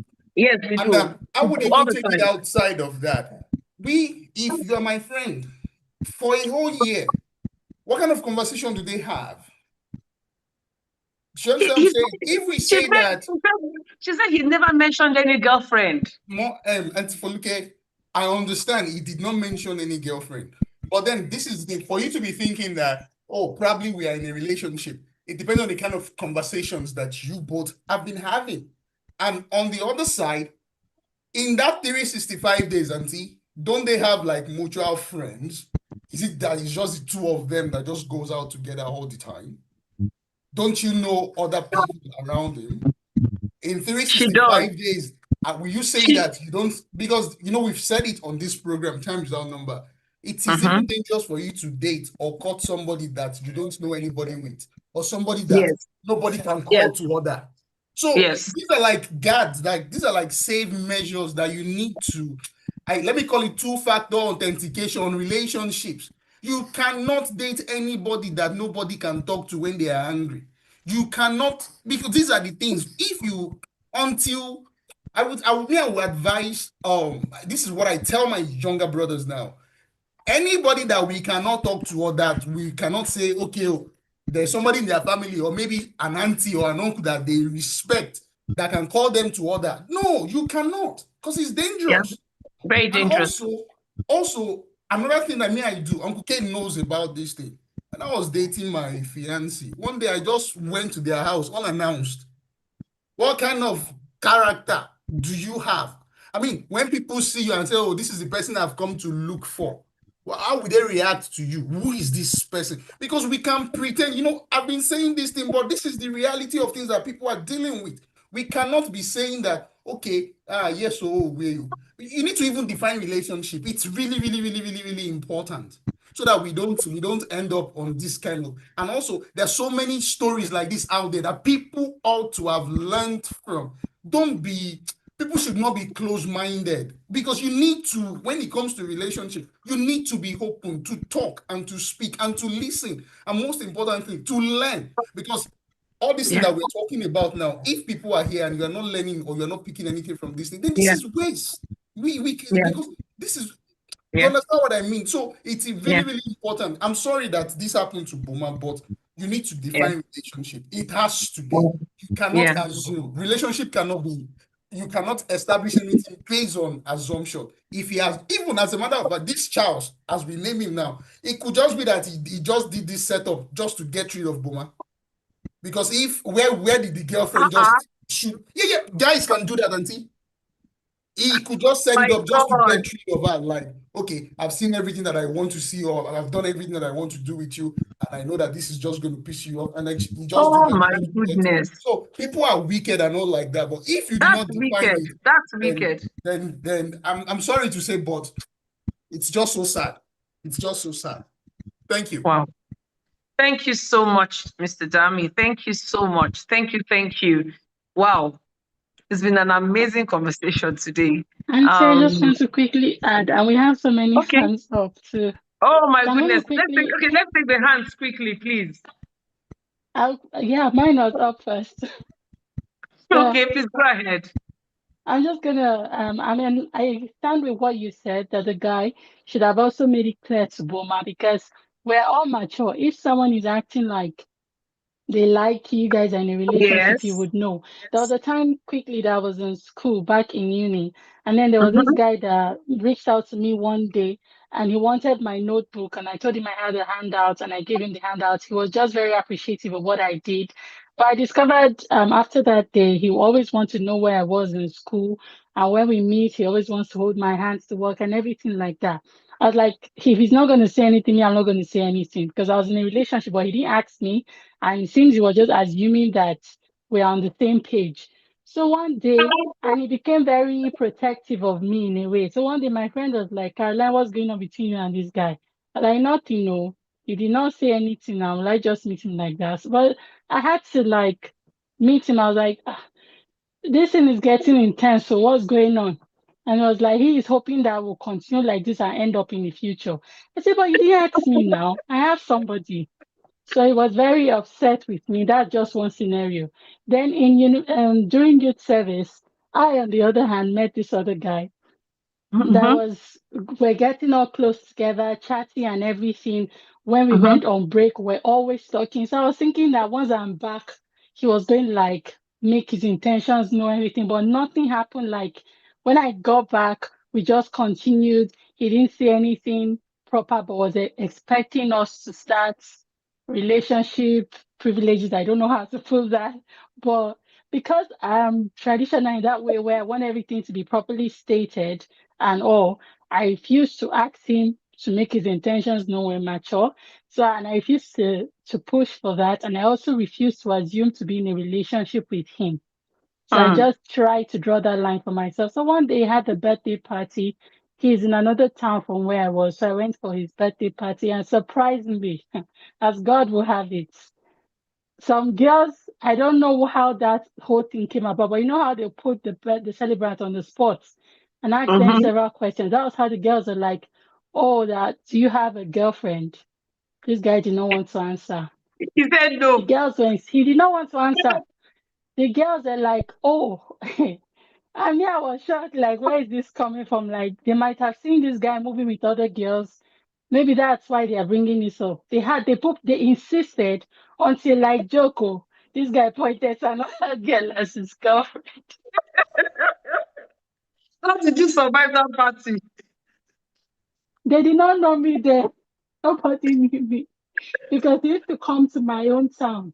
So they didn't know me in his town or anything like that. You yourself. How did you survive inside your thank heart? God now for the little line I drew, the small line I drew helped me not to be.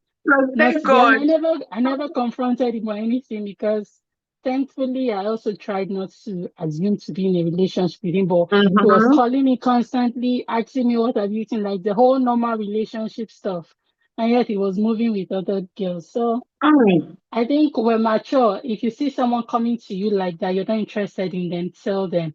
And you too, don't assume to be in any relationship with anybody that has not formally asked.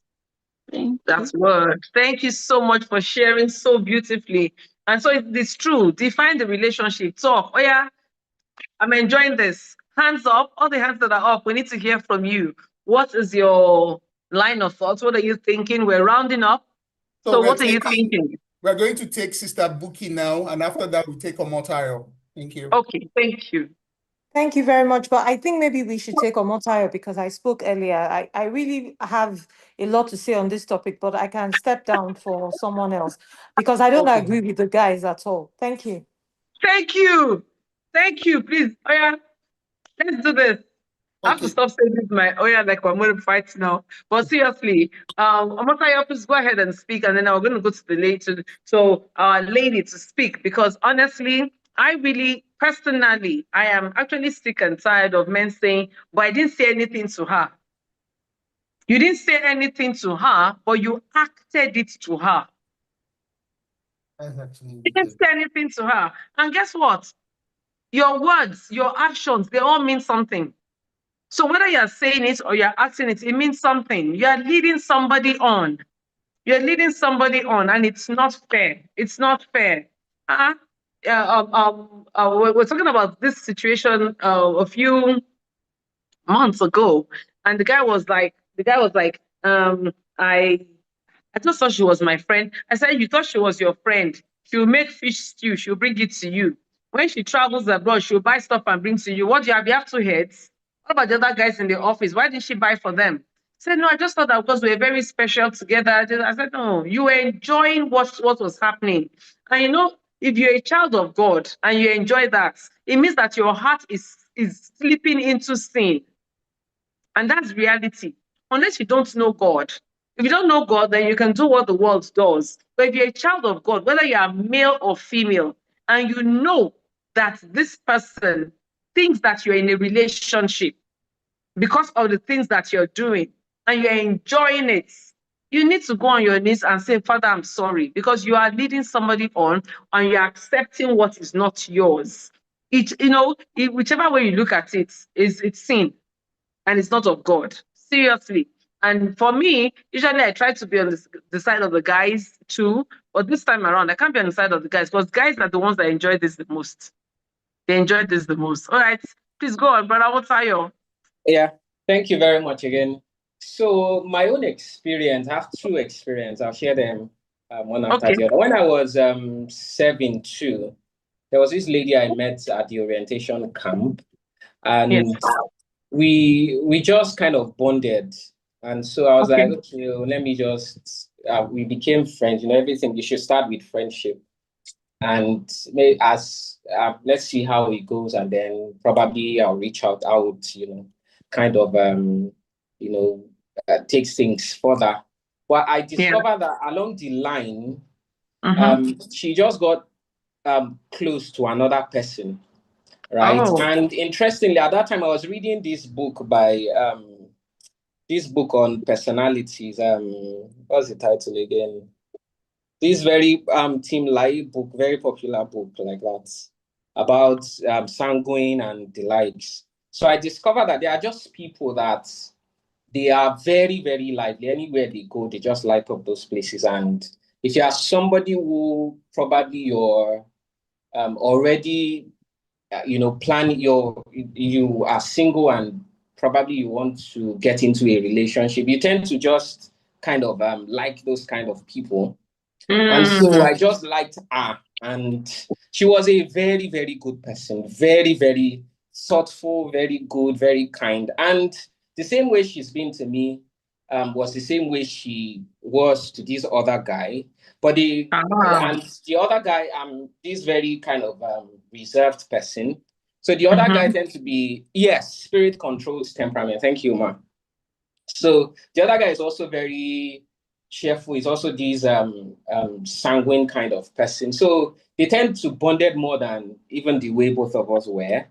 Right? Yes. So I feel that kind of a person too, I could have, if I didn't declare my intention early, I could have gone on with the idea that we probably are in a relationship, which we were not. Right. So the other experience I had when I was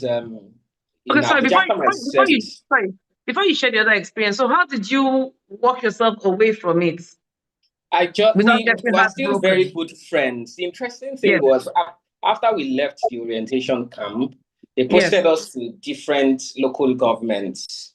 And anytime we have things to do, right? Let's say we have things to do, I visit her local government. She will come with the guy with gifts for me. Yes, she will just bring gifts for me. I may not even remember to bring anything for her. So she was just that kind of a person, very friendly. And, so I could have just, went on assuming that. You could have misunderstood her friendship. Yes, our friendship. And the other story is after I left service, I first went to Abuja to try to, start my life. So when I got to Abuja, I started, I'd declared my intention to the person who is now my wife. I told her, that I'm having a lead-in towards her. So I told her that I'm serious about you. Let us get to. We also met during service. So I went to Abuja. And when I was in Abuja, I was very, very broke. Right? Like I was still trying to, it was around that time that there was COVID in Nigeria. So I was not working, and there were some, the way we have youth in church. So I got close to a few people, and most of the people who became very good friends were ladies. So I tried to declare early that I'm already seeing somebody. Fantastic. I'm not, but we were so close that every time I'm hungry, I just call any of there are two of them that were very, very close. I just call either of those two. But you let them know. So, yes, but I told them early that I'm already in a relationship with someone. So that, yes.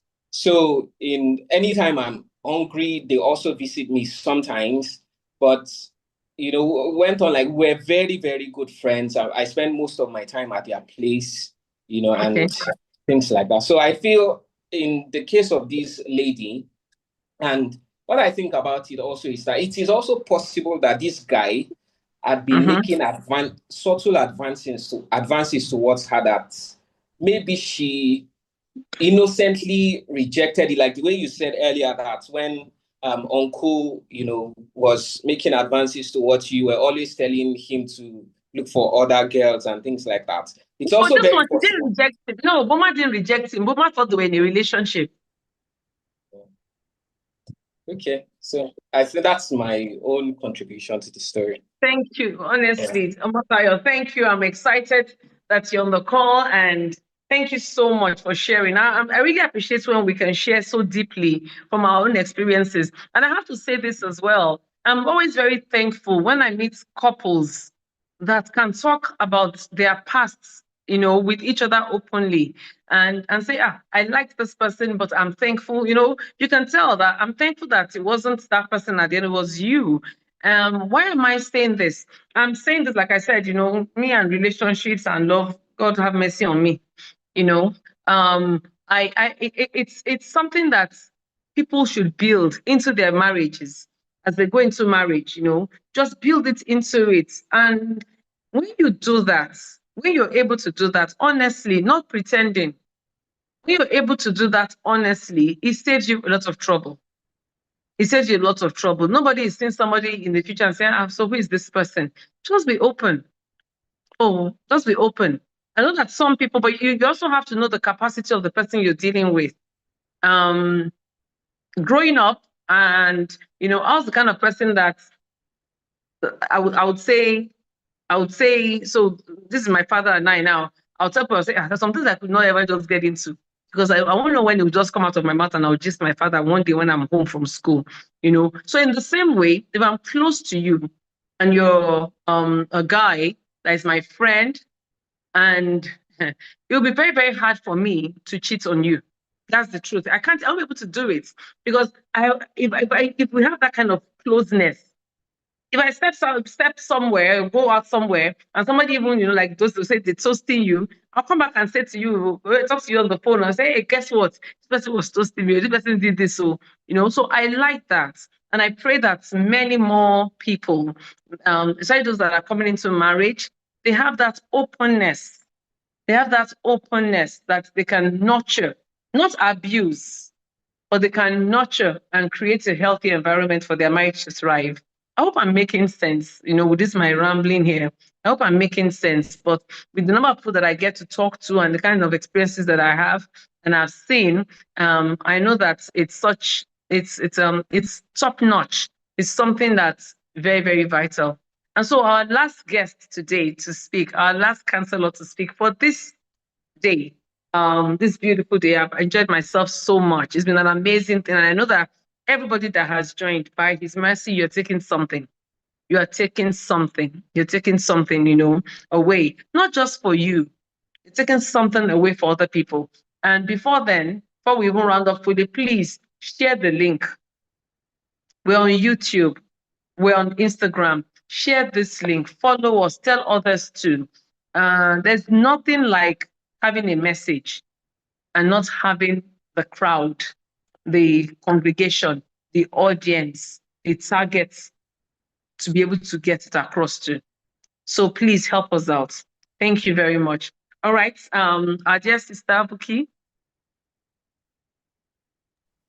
Thank you very much. And I know that we're out of time, and so I'll try as much as possible to be brief.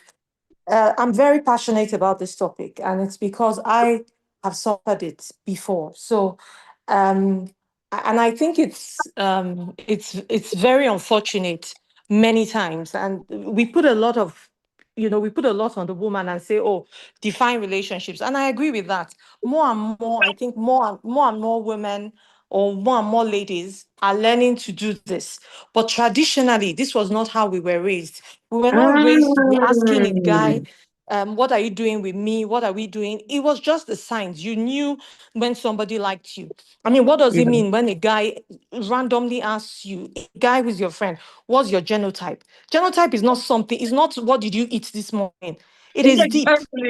If you ask me what is my genotype, and you're a guy that is my friend that I like, I'm already thinking that you're trying to match us.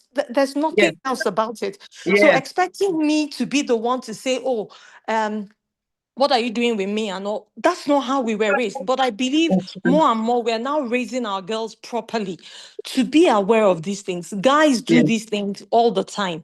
I know that some ladies do it too, but more and more I have seen it that it's guys who do it.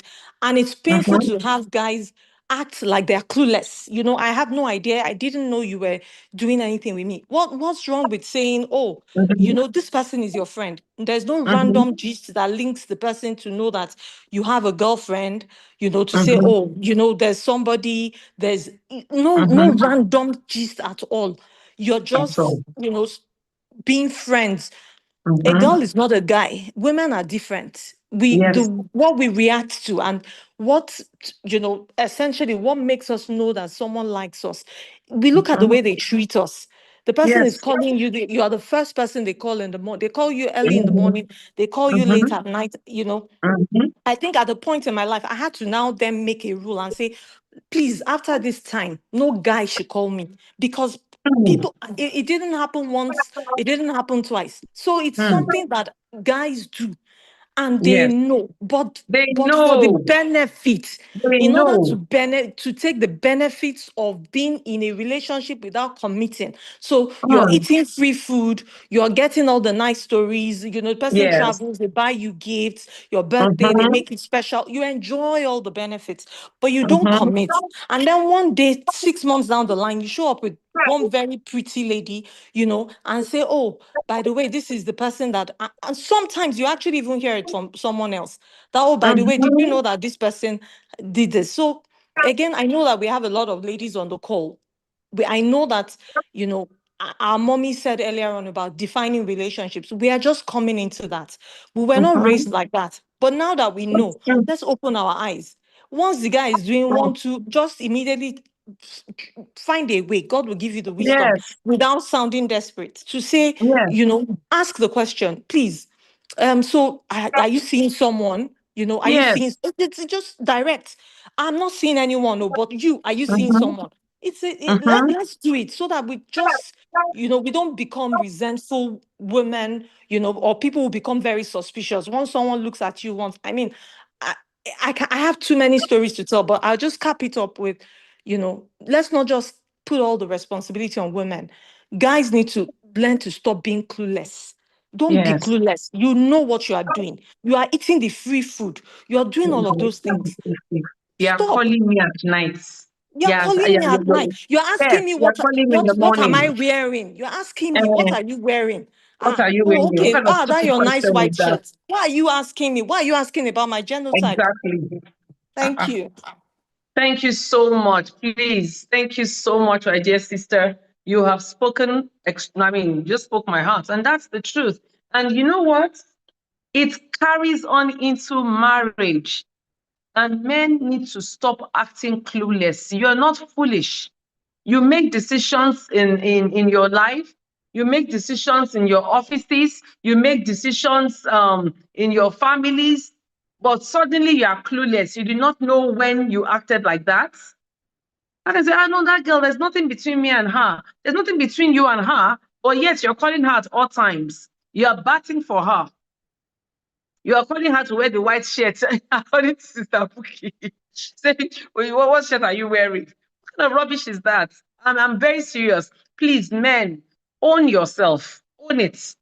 Own it. If you know that you want to act foolish, then say, yeah, you know that you're doing it, but don't act clueless like you do not know. I know all the men want to beat me right now, but I really don't care, because I'm telling you the truth. And the Bible says the truth will set you free. So thank you so much for being on this call with us today. It's been an exciting time. And I pray that, you know, every single word that has, you know, been shared here, the counsels, the advice, the experiences that it will shape all of us to be better. We look forward to seeing you in December by the grace of God, where we'll have an even more exciting topic. But please don't let it end here. Go to Instagram, be with us on Facebook, be with us on YouTube, and God bless you all. Thank you. Please put your hands together. So for my amazing crew as well, I'm just the face. They are the ones that do the hard lifting, and I'm grateful to God for them. Thank you. Thank you for making me smile today, everybody, all the counselors here. I'm grateful.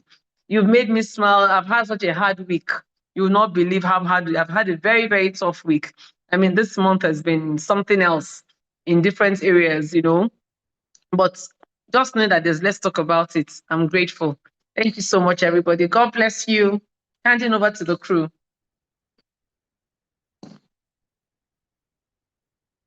Thank you, everybody, for joining. The link to our other social media has been posted on the chat. Please, if you are not following us, if you haven't subscribed, please, we really, really do plead that you do that so that we can have more amazing time like this together. Thank you all so much for joining. God bless you all.